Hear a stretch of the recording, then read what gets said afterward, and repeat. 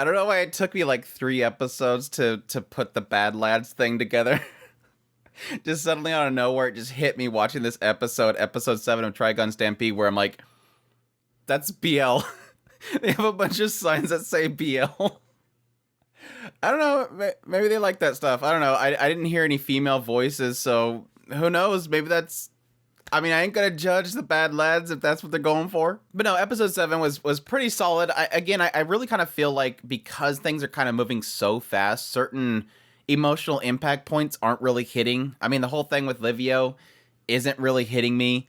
The whole thing with Meryl this episode wasn't really hitting me. Suddenly out of nowhere, she's like, I don't want to run anymore because of what happened over here. I think if we spent a little more... I think Livio is fine because we technically did get a little bit of background of him, so there's a little bit of impact there. But like I said, with Meryl, I think it's because we don't really have much perspective of her. Like, most of the show is the perspective of Vash. It's now the perspective of Nicholas.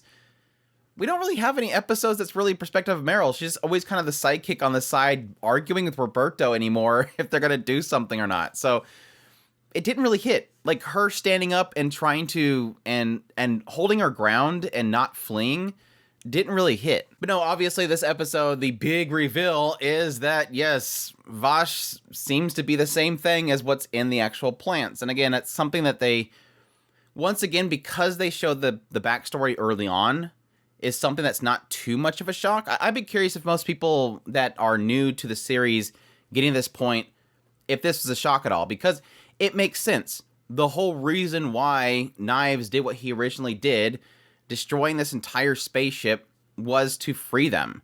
They are the product of whatever humankind is using them. And so it kind of turns into one of those things where, yes, after all this stuff happens, mankind still ends up stealing away these plants and using them as a resource. But in the end, the expectation right now is that what Knives is doing, this whole Eye of Michael, that group is trying to free their own people. Humankind is the bad guy, essentially, in this scenario. There's no good guy in this scenario. Knives, what he's doing seems like it's evil, it's very vicious, it's very violent, but at the same time, he's freeing his own people.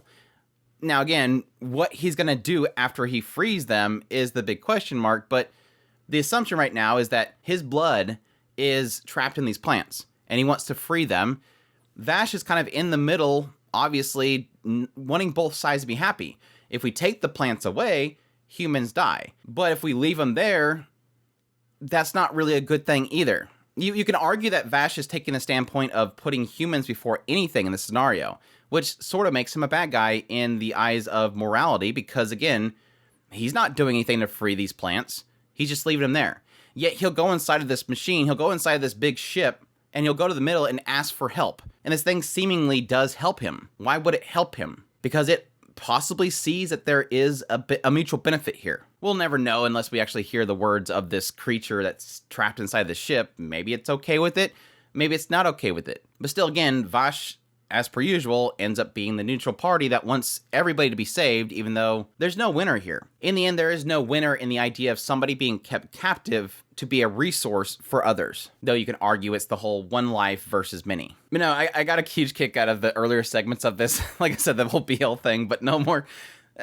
It sort of makes the Bad Lads is not like super bad. I mean, they're trying to make it to where it's more comedic, and so it's fun having these guys like posing in front of Meryl, and then you have the one guy that's being mean, but then the other guy's like, "Don't be mean to her. You're doing fine, girl. Laugh." I just got a kick out of all the picture taking. But no, that leads into, yes, Livio versus Nicholas, which again I think sort of wasn't as impactful as it probably could have been if it was a little more emphasis put here. Yes, granted, we got most of an episode built around their backstory, but I don't know, it just feels like the older Livio doesn't, it feels disconnected for some reason. I can't really place it. It just, maybe it's because his character design looks so different. It looks very kind of, I don't know, dandy, mask guy kind of thing going on versus like this little kid. So that difference there is too hard to connect for me. But it was kind of funny that eventually he realizes I need to do something to remind him of our time together. And it goes in this whole thing where he flips the clip and he sticks it in there that reminds Nicholas of when they used to flip the lighter. So I'm like, okay, he's gonna go up there and flip the lighter in front of him. No, he flips the lighter over here and then he attacks Livio. And I was like, okay, so he's gonna bring the lighter out again. That's gonna remind Livio of this trick that he taught him. No, he says you always hide under the blankets and then blows smoke in his face. It's like, yeah, that's a good message there. If you have problems, just smoke.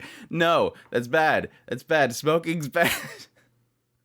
I just got a huge kick out of that. Like, I guess it makes sense because everything that we've seen of their backstory together is them sneaking, outside and trying to smoke. I don't know what it is. It was like a bug's leg. It was something weird that they were lighting and basically replacing it as a cigarette. But okay, that works. That fixes them. It was cool to see that my mindset around what Blue Summer was doing was correct. That this was all his big plan of having Nicholas have to get rid of his brother, destroy the orphanage, just to make the perfect believer. That get rid of his faith problems. He has these things that he's still attached to. We need to get rid of that. So he's purposely putting Nicholas through this, which is kind of funny because in the end, it backfires on him completely because he learns from Vash this whole scenario that you can save everybody. You don't have to kill everybody. So in destroying him, he's pretty much perfected him as somebody that can accept other people. Zazian pulling the bug out of his throat. Oh gosh. It's CGI, but they nailed that one. That was disgusting. That was absolutely disgusting. But yeah, having to stop the ship, that was that was very interesting. I mean, I was on board when Vash kind of like used the crane to flip it around the actual neck of the cannon. But the moment like the things like anchor into the ground, I'm like, that's not how that works. That's not how that works. That's not going to work. Like they're like these crane arms. They hit the ground. It's not going to dig in. It's just going to bounce above it. I know I'm making too much of it. The path of least resistance is going to be that way.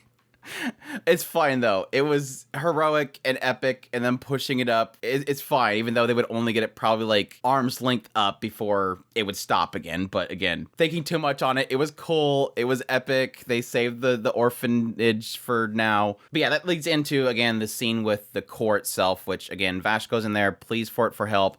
It blossoms into some weird creature thing. Vash has the same symbols on his face, which again implies that, again, they're all a resource. Vash, again, you would assume knives, these creatures inside the plant, they're all this resource that mankind is using. Which really makes you wonder why it's taken so long for knives to really start to fight back. Because if you think about it, what the original story is that knives destroyed the ships.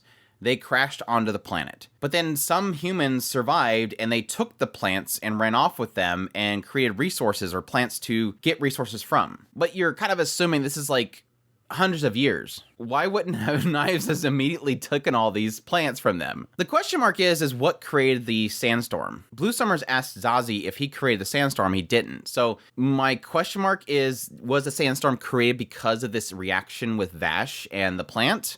Or was it created by knives? Is knives here? It's probably something that we'll maybe get into at the beginning of the next episode. Anyhow, we'll see. But like I said, pretty solid episode. Again, a lot of reveals and a lot of emotional points that I think could have been better, but they got the point across. In either way, they get the point across. But anyhow, that's my thoughts on Trigun Stampede episode 7. Hope you guys enjoyed this episode as always. If you did, make sure that like button down below, comment, let me know what's the thought of the episode.